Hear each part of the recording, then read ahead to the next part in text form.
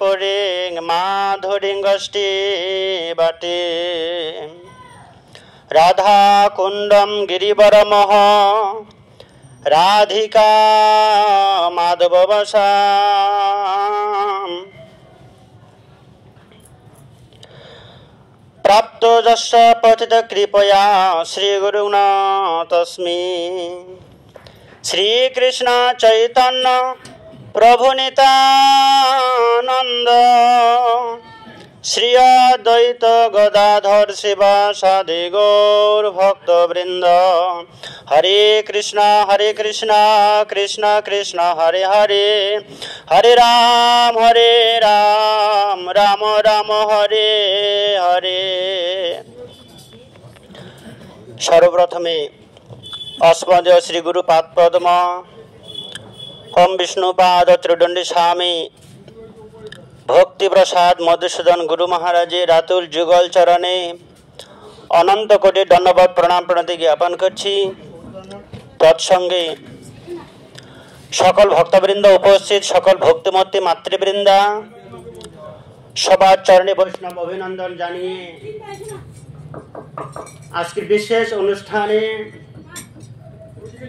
দেবাদিদেব মহাদেব গোপীশ্বর মহাদেবকে কেন্দ্র করে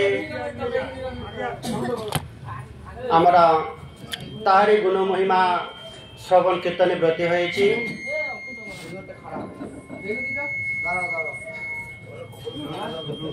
হরে কৃষ্ণ।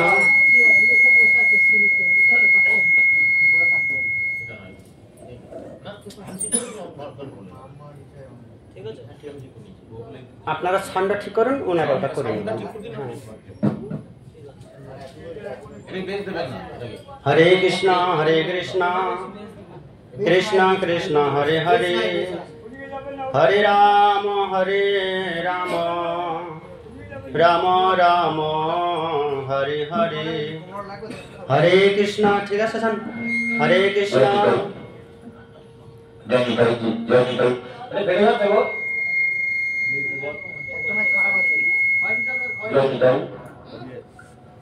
হরে কৃষ্ণ।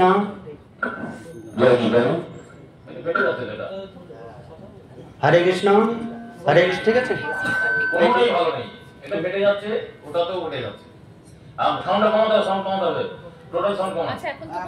হরে কৃষ্ণ।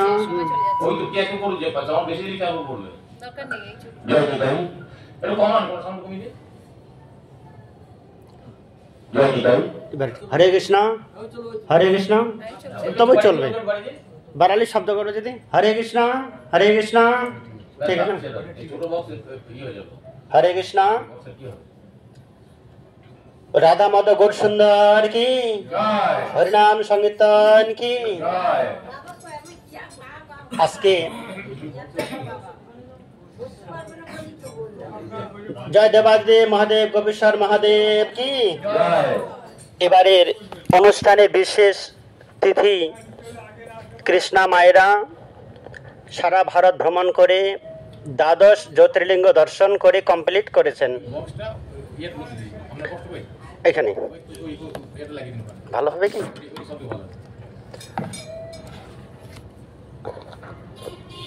দ্বাদশ জ্যোতির্লিঙ্গ দর্শন করে তারা বৈষ্ণব সেবার আয়োজন করেছেন। তো খুবই সুন্দর, কেননা ওনাদের ইচ্ছা আমরা তীর্থ ভ্রমণ করে এসেছি, বৈষ্ণব সেবার আয়োজন করব। বৈষ্ণব সেবার মহিমা কথা আমরা সবাই জানি, যেহেতু এখানে যারা আছেন সবাই বিভিন্ন বক্তার শ্রীমুখ থেকে ভাগবত কথা শ্রবণ করেন। তো এনাদের বৈষ্ণব সেবার বিষয়টা পুরোটাই আলাদা। কেউ কোনোদিন দেবাদিদেব মহাদেবের সেবার জন্য বৈষ্ণব সেবার আয়োজন করেনি। আমি যখন কালকে এসে শুনলাম যে কি বিষয় অনুষ্ঠান, বলছেন আমরা যিনি বৈষ্ণব শিরোমণি মহাবৈষ্ণব যিনি, সেই বৈষ্ণবের সেবার আয়োজন করেছি। আমরা বৈষ্ণব সেবা সম্বন্ধে কি বুঝি? 5 জন ব্রাহ্মণ 5 জন বৈষ্ণবকে ডাকবো আর 100 জন পাবলিক যারা হরিভজন করে না। এই হচ্ছে আমাদের বৈষ্ণব সেবার আয়োজন। কথা বলেন না কেন? কি হলো যে 5 জন ব্রাহ্মণ 5 জন বৈষ্ণব 10 জন 100 জন পাবলিক, যারা আমার বৈষ্ণব সেবায় অংশগ্রহণ করবে বিড়ি খেতে খেতে মাছ খেয়ে আসবে। এরকম বৈষ্ণব পাবলিক সেবা করার থেকে না করা অনেক ভালো, কেননা আপনার চাল ডালটাই অপচয় হয়ে গেল। মহাপ্রভু শিক্ষা দেননি তোমরা পাবলিকের সেবা করো, মহাপ্রভু শিক্ষা দেননি তোমরা দুঃখীদের সেবা করো। মহাপ্রভু বলেননি যারা দরিদ্র কাঙ্গাল তাদের সেবা করো। কাদের সেবা করতে বলেছেন? ভক্ত সেবার কথাও বলেননি, পারফেক্ট বৈষ্ণব সেবা। নিজের যদি মঙ্গল চাও, নিজের পরিশ্রমের দুটো টাকা পয়সা যদি সার্থক করতে চাও, কি করতে হবে?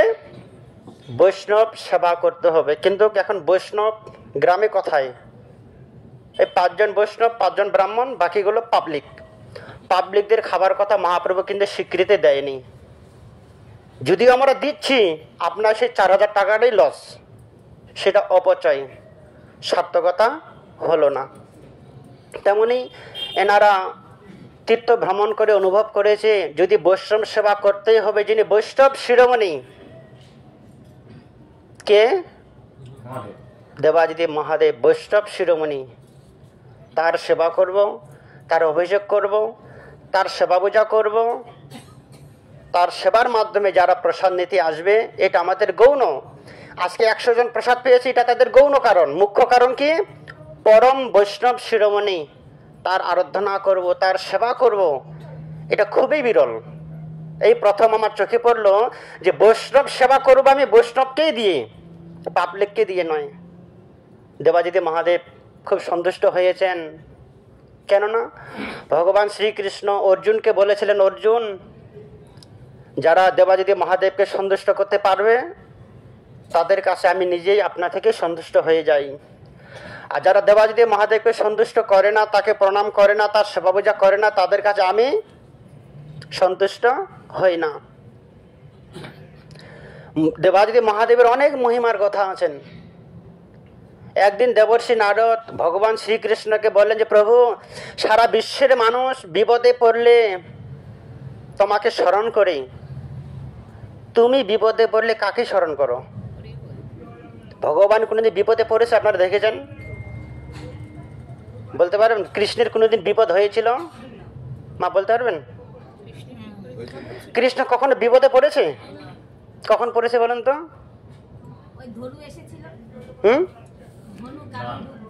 না, সে তো বিপদে পড়েনি।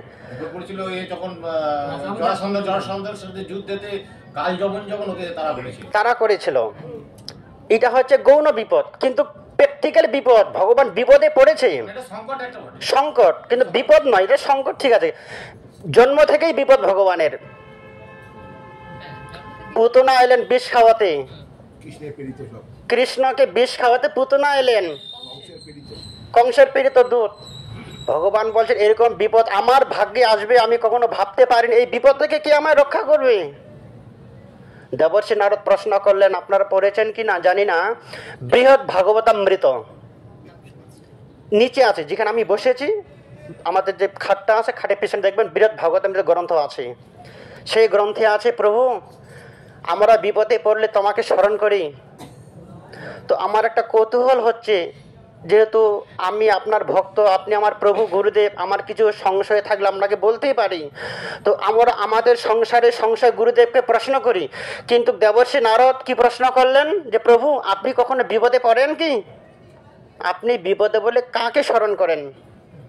ভগবানও ভাবতে পারেনি এরকম প্রশ্ন আমাকে কেউ করতে পারে।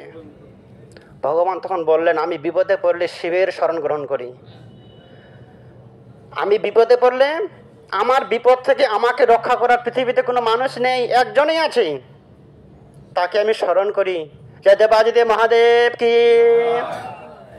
আমাকে সবার প্রথম পুতনা এসেছিলেন বিষ খাওয়াতে। আমি তখন 7 দিনের শিশু, না পারে বিষটা তার কাছ থেকে ছিনিয়ে নিতে। আর এমন জায়গায় বিষের ভাণ্ডটা রেখেছে ছিনিয়ে নেবার মতো নয়, স্তনে লাগিয়ে এসেছেন। দুধ খাওয়াবো, বিষ খাইয়ে তাকে মৃত্যুবরণ করাবো। কিন্তু আমি যদি বিষটা সেদিন পান করতাম আমিও মরে যেতাম। কিন্তু বিষ খাওয়ার অভিজ্ঞতা একমাত্র কার আছে? শিবের আছে। আমি তৎক্ষণাৎ শিবের শরণাপন্ন হলাম। আমি জীবনে কারো শরণাপন্ন হইনি কোনোদিন। আমি শিবের শরণাপন্ন হয়েছিলাম। কত বছর বয়সে? 7 দিন। ভাগবতে আছে 7 দিন। আমি তৎক্ষণাৎ শরণাপন্ন হলাম। কখন আমাকে খাওয়াবে বিষ? কেননা তিনি এমন রূপবতী হয়ে ব্রজবাসীর রূপ ধারণ করে এলেন। আমার মাকে বলছে তোমার কানাই কোথায়? আমার মা তাকে দরজা ছেড়ে দিলেন, আমার কাছে চলে এলেন। আমার মা তাকে চিনতে পারেননি। এত সুন্দর একজন সখী আমার ছেলেকে দেখতে এসেছে। আপনি কি দেখতে দেবেন না? আপনার ছেলেকে যদি আমরা দেখতে যাই, একটা সুন্দর গিফট নিয়ে উপহার নিয়ে গেলেন। ভগবান চিন্তা করলেন, অনেক জন্ম ভক্ত। অনেকে প্রশ্ন করেন যে প্রভু আমরা তো ভক্ত হতে পারি না, ভক্ত সেজে কি লাভ? সেই পয়েন্টটা সেখানেই আছে। রাবণ কোনোদিন ভক্ত ছিল না, ভক্ত সেজে ছিল। তার পরিণামটা কি হলো? রাম দর্শন হয়নি কি? সে আমাকে দর্শন করেনি কি? ভক্ত না হলেও ভক্ত সাজন। রাবণের মতো ক্ষণিকের জন্য ভক্ত সাজলেও লাভ আছে, দর্শন করতে পারবো। পুতনা আমাদের মতো ভক্ত ছিল না, ভক্ত সেজে ছিল, ডুপ্লিকেট ভক্ত। তার পরিণামটা কি হলো মা? ধাত্রীগতি লাভ করলেন, ভগবানকে কোলে নিতে পারলেন, স্তন পান করাতে পারলেন। যদি ভক্ত হয়ে যেতেন কি হতো? তিনি ভক্ত হয়ে যাননি, ডুপ্লিকেট ভক্ত হয়ে গেলেন। এই প্রশ্নটা আমাদের মধ্যেও থাকে, প্রভু আমরা ভক্ত হতে পারিনি। ভক্ত না হতে পারলেও আমাদের লাভ আছে, আমরা ভক্তের খাতার নাম লিখেছি। গুরুদেব আমাদের ডুপ্লিকেট, যেমন সোনাগার কি করে তামা সোনায় মিশিয়ে দেয় না, হ্যাঁ ওয়েটিংয়ে থাকবো আমরা। তেমনই আমাদের গুরুদেব আমাদেরকে ভগবানের সঙ্গে সংমিশ্রণ দিয়েছে, তামাকে যেন সোনার সঙ্গে সংমিশ্রণ করে দেয়, কোনো একদিন সোনা হবে। ঠিক তেমনই আমরা কেউ ভক্ত নেই, কিন্তু আমাদের গুরুদেব করুণা করে নাম প্রভুর চরণ আশ্রয় গ্রহণ করে ভক্তের সঙ্গে আমাদের মিশিয়ে দিয়েছি। আমরা ডুপ্লিকেট ভক্ত হলেও আমরা দর্শন করতে পারবো।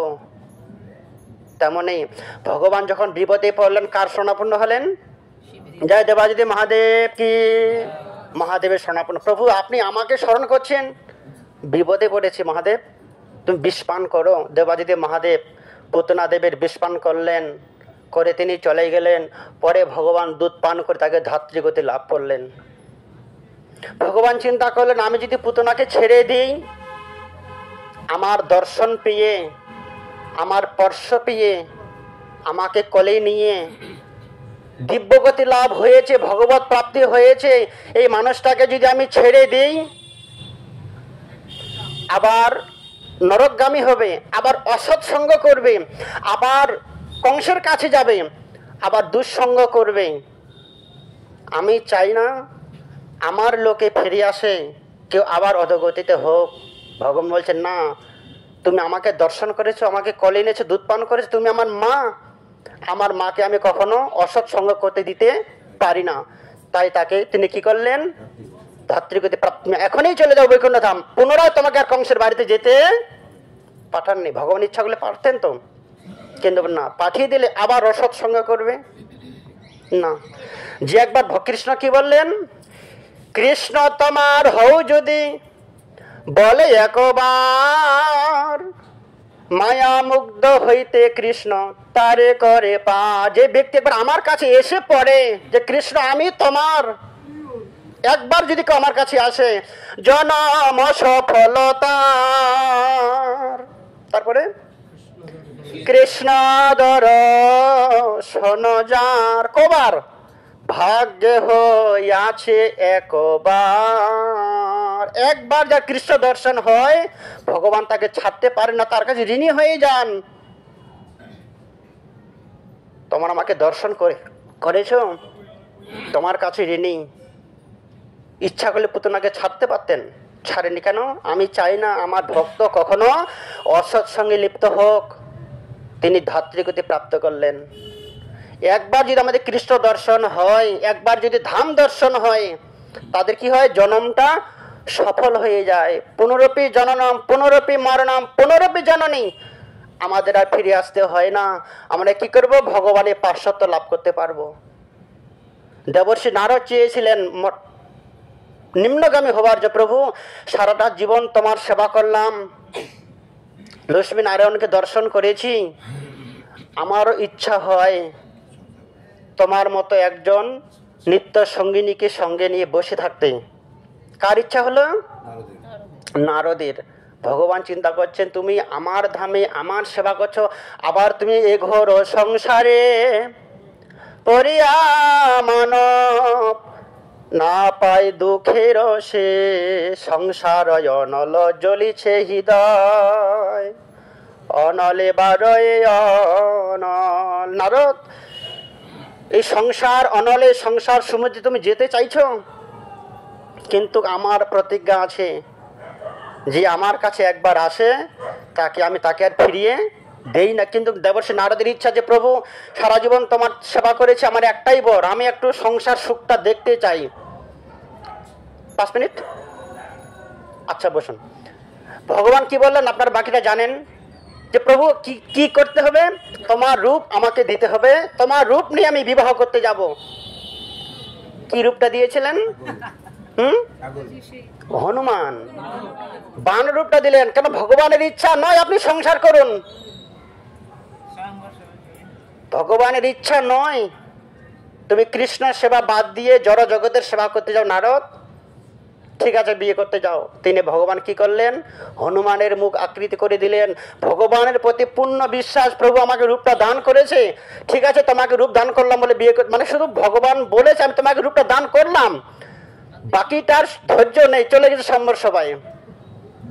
যদি আমাদেরকে ভগবান বলে আমরা পরীক্ষা করবো না রূপটা কেমন হলো, আয়নাতে আমরা দেখবো না? 14 বার দেখবো। উনি কিন্তু দেখেননি, চলে গেছে সম্বর সবাই। সবাই তাকে দেখে হাসাহাসি করছিলেন। আপনার বাকিগুলো জানেন, যেহেতু আপনার অনেক পাঠ শ্রবণ করেছেন। বলছে ভগবানের রূপ দর্শন করে তারা প্রার্থনা না করে, প্রণাম না করে হাসাহাসি করছে কেন? একজন বলেই ফেলেন, মুখ পড়া হনুমান নিজের মুখটা একবার দেখে আসো।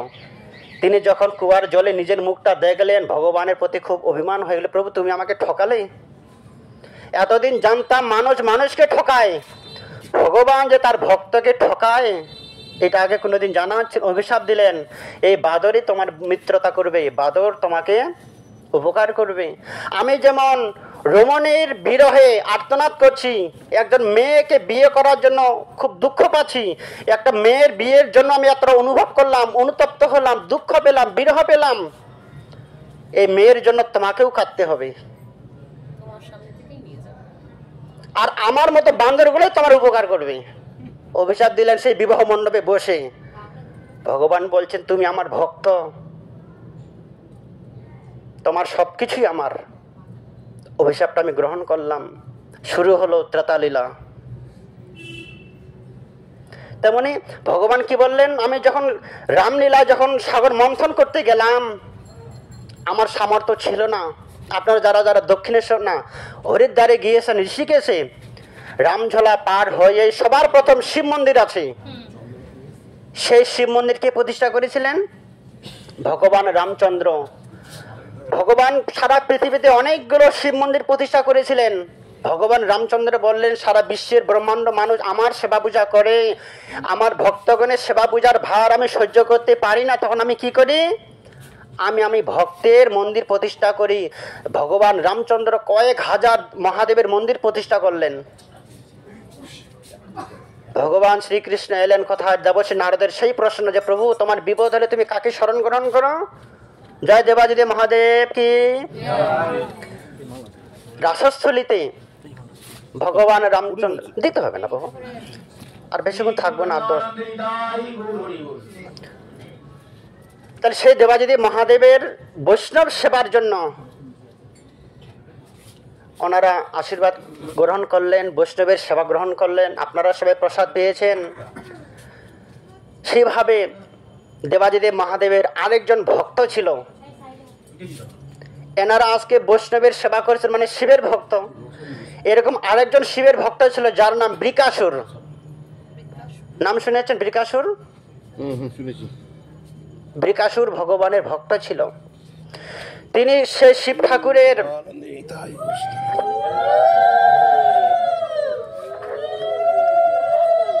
সেই বৃকাসুর দেবাদিদেব মহাদেবের সেবা করবেন।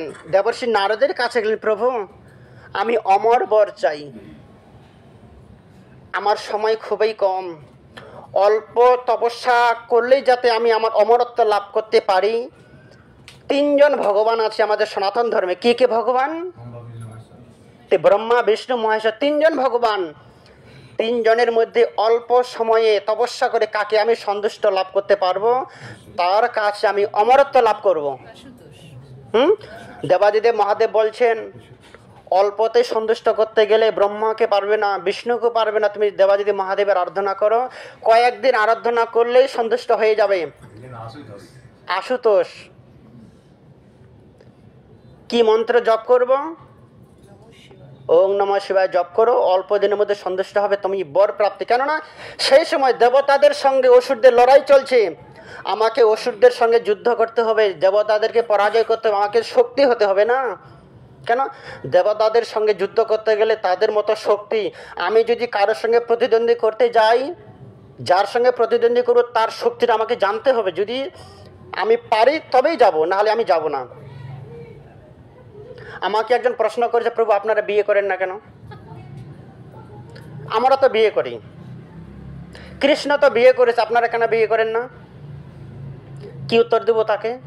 পারমার্থিক বিচারে যুক্তি দিলে সে বুঝবে না। আমি এটাই বললাম, আপনি যখন বলেন যে কৃষ্ণ বিয়ে করেছে, যে আমাকেও বিয়ে করতে হবে, তার মানে ভগবানের সঙ্গে প্রতিদ্বন্দ্বী করা হচ্ছে। আমার সামর্থ্য নেই ভগবানের সঙ্গে বিয়ে করে প্রতিদ্বন্দ্বী করার। ভগবান দেখিয়ে দিয়েছে 16,108 জনকে বিয়ে করেছে। আপনি একটা বিয়ে করে কি প্রতিদ্বন্দ্বী করতে যাবেন ভগবানের সঙ্গে?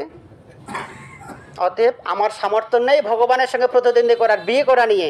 ছেলে সন্তান, ভগবানের কতগুলো সন্তান? এক একটা পত্নীর গর্ভে 10টা করে ছেলে, 1টা করে মেয়ে। হিসাব করুন তো কত হচ্ছে। আপনি কি কার সঙ্গে প্রতিদ্বন্দ্বী করতে যাচ্ছেন? ভগবানের সঙ্গে। আমরা পারবো না। আর তাকে কিছু বলেন, এইভাবেই বুঝালাম। তো এখানে কি বললেন তিনি? সে বৃকাসুর শিবের আরাধনা করতে গেলেন, ওং নমঃ শিবায়, ওম নমঃ শিবায় বলে তপস্যা করতে গেলেন। দেবাদিদেব মহাদেব, মায়াটা কেমন? দৈবী হর্ষা গুণময়ী মম মায়া দূরত্বয়া। মহাদেব কেউ মায়া প্রকাশ পায়, মহাদেব মায়ার বাইরে নয়, মহাদেবও মায়ের মধ্যেই আছে। বৃকাসুর শিবের আরাধনা করছে। শিব ঠাকুর তো নিজে আসতে পারতেন বর দেওয়ার জন্য। তিনি কাকে নিয়ে এনেছিলেন সঙ্গে করে? মহাদেব বৃকাসুরকে বর দেওয়ার জন্য একাই আসেননি, সঙ্গে তার ধর্ম পত্নীকে এনেছেন, পার্বতী দেবীকে। কোনো দরকার ছিল না। এই হচ্ছে মায়া। যে আমার কেন বিপদ হলো, আমাদের সঙ্গে মায়া কাজ করছে। কেন? দৈবী হচ্ছে গুণময়ী মম মায়া দূরত্ব। মায়া হচ্ছে ভগবানের শক্তি। আজকে মহাদেব মায়ার কবলে পড়ে গেলেন। আর এই বৃকাসুর তপস্যা করেছে শিবের দর্শনের জন্য। শিব তো একা আসতে পারতেন, কিন্তু মায়া বলছে না, তুমি একাই গেলে লীলাটা অন্য কিছু হয়ে যাবে। পার্বতী বলছে, প্রভু আমিও যাব তোমার সঙ্গে। ঠিক আছে, চলো ভক্তের দর্শনে যাব, যে তোমার তপস্যা করছে আমিও তোমার ভক্তকে দর্শন করব। পার্বতীর সঙ্গে এলেন। কিন্তু বৃকাসুর কি বর পাবার জন্য তপস্যা করছিলেন? অমরত্ব, অমর বর পাবার জন্য। অসুরের মন যখন এই পার্বতীকে দেখেছে, তার বিয়ে করার স্বপ্ন হয়েছে। এই হচ্ছে মায়া। শিব যদি পার্বতীকে না আনতেন, লীলাটা অন্য কিছু হয়ে যেত, অধ্যায়টা অন্য হতো, অমরত্ব চাইতো, হয়তো ভগবান দিতেন, অনেক জনকেও দিয়েছিলেন। কিন্তু পার্বতীকে দেখার পরে নিজের বর কথাটা, নিজের বাসনাটা ভুলে গিয়ে আমি পার্বতীকে বিয়ে করব। এত সুন্দরী দেখতে, এত রূপবতী, তিনি যে জগৎ জননী ভুলে গেলেন পার্বতীকে আমি বিয়ে করব। এখন যদি শিবকে বলি, প্রভু তুমি আমার তপস্যা সন্তুষ্ট, পার্বতীকে আমাকে দিতে হবে, শিব কখনো দেবে? কেউ কারো বউকে কারো হাতে তুলে দেবে কি? দেবে না। তিনি ছলনা করলেন, শিবকে মারতে হবে তবে পার্বতীকে বিয়ে করতে পারবো। যতক্ষণ পার্বতীর পাশে শিব ঠাকুর থাকবে ততক্ষণ পার্বতীকে আমি গ্রহণ করতে পারবো না। কি বর নিলেন? যে প্রভু আমার এটাই বর চাই, যার মাথায় হাত দেব সে যেন। কেমন ছলনা! মানে গুরু বিদ্যা মার, মানে কি গুরু মারা বিদ্যা। গুরুদেবের কাছে মন্ত্র নিয়ে গুরুদেব পেই। মহাদেব তো ভাবেনি যে এতখানি বিপদ হতে পারে, তিনি ঠিক আছে এটাই তো বর নেবে, তথাস্তু, তুমি যার হাতে হাত দেবে বর্ষা হয়ে যাবে। পরে এখানে চিন্তা করছে যদি না হয়, বলছে প্রভু গুরুদেব আপনি আমাকে বর দিলেন, পরীক্ষা করব। ঠিক আছে পরীক্ষা করো। দেখছে আশেপাশে কেউ নেই, আমি আছি, বৃকাসুর আছে, পার্বতী আছে আর মহাদেব আছে, কার মাথায় হাত দিয়ে পরীক্ষা করব? পার্বতীকে দিলে যে পার্বতী ভস্ম হয়ে যায়, বিয়ে করবো কাকে? শিবের মাথায় হাত দিলে আমার বর পরীক্ষা করাও হবে, ভস্ম হবে, একসঙ্গে অনেকগুলো কাজ হবে। এই জন্য কি বলেছে, দুষ্ট লোকের মিষ্টি কথা ভিড়ে বসে কাছে, কথা দিয়ে কথা তুলে প্রাণে মারে সে। দুষ্ট লোকের মিষ্টি মিষ্টি কথা, কিন্তু দেখো দুষ্ট লোক দেবাদিদেব মহাদেবকেও ঘোল খাইয়ে দিল, আজকে তাকেও পাগল বানিয়ে দিল। পরীক্ষা করো, তোমার বর তোমার মস্তকে হাত রেখে আমি সঙ্গে সঙ্গে শিব ঠাকুর দমদম পেরিয়ে চলে গেছে।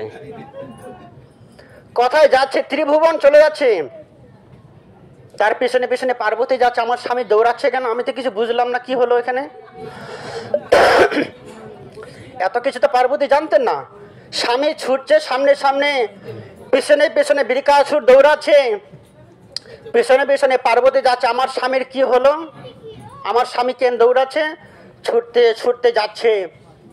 সেই সময় দ্বারকায়, যারা আপনার দ্বারকা মন্দিরে গিয়েছেন, ভেট দ্বারকায় সোনার স্বর্ণ থালাতে রুক্মিণী সত্যভামা ভগবান কৃষ্ণচন্দ্রকে অন্ন গ্রহণ করাচ্ছেন।